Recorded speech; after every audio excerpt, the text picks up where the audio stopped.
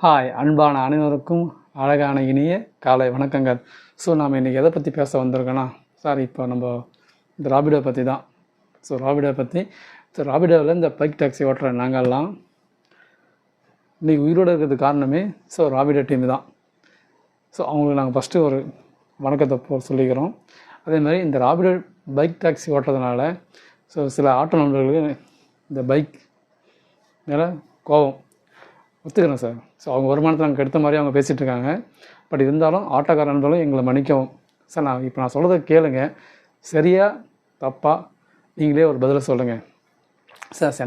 சென்னையில் நாங்களும் வேலை செய்கிறோம், என்ன மாதிரி நிறைய பேர் வேலை செய்கிறாங்க சார். எங்களுக்கு மாதமே ஒரு சம்பளம் தான் 18,000 15,000 கொடுப்பான்னு வச்சுக்கிறேன். அவ்வளோதான் சேலரி. எங்களுக்கு போகிற ஒரு பஸ் டிக்கெட் கிடையாது. லைட் லேட்டாக ஆகுனா சாப்பாடு காசு தரமாட்டாங்க, ஓகேவா. பஸ்ஸில் போனாலும் சரி, பைக்கில் போனாலும் சரி, எல்லா செலவும் எங்களுக்கு தான் சார். அதே மாதிரி கல்யாணம் பண்ண நண்பர்களும் இந்த பைக் டாக்ஸில் இருக்காங்க. அவங்க குழந்தைங்களுக்கு பிஸ்கெட் வாங்கி தர்றது, பால் வாங்கி தர்றது, பொண்டாட்டிக்கு பூ வாங்கி தர்றது, இந்த மாதிரி விஷயத்துக்கெல்லாம் நாங்கள் மாதம் வாங்குகிற 15 சம்பளத்தில் ஒன்றுமே பண்ண முடியாது சார். நாங்கள் வாடகை கொடுக்குறதா, அரிசி வாங்குறதா, சாப்பிட்றதா தெரியாமல் வாழ்க்கை ஓடிட்டுருக்கு.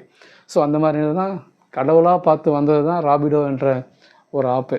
அந்த ஆப்பில் நாங்கள் வண்டி ஓட்டுறதுனால தான் எங்களுக்கு லேட் நைட் ஆனாலும் ஒரு வேளை சோறு நிம்மதியாக எங்களை சாப்பிட முடியுது.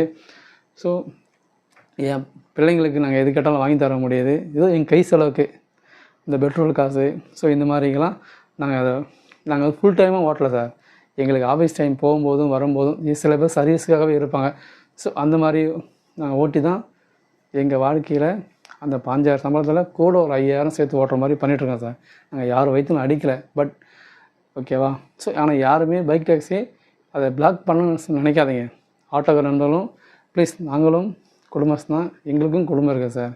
ஏன்னா நாங்கள் என்ன தான் படிச்சிருந்தாலும் படிக்கலனாலும் இங்கே நிறையா பேர் வாழ்க்கையை தொலைச்சிட்டு தான் தேடிட்டுருங்க. படித்த படிப்புக்கு வேலை கிடைக்கல, கிடைச்ச வேலையில் சம்பளம் ஒழுங்காக இல்லை. சம்பளம் ஒழுங்காக இருந்தாலும் நம்ம போயிட்டு வர பஸ் ரைட்லேருந்து சாப்பாடு செலந்து ஓவர் டைம்லேருந்து 12 மணி நேரம் வேலை செஞ்சாலும் எக்ஸ்ட்ரா ₹1 தரது கிடையாது சார்.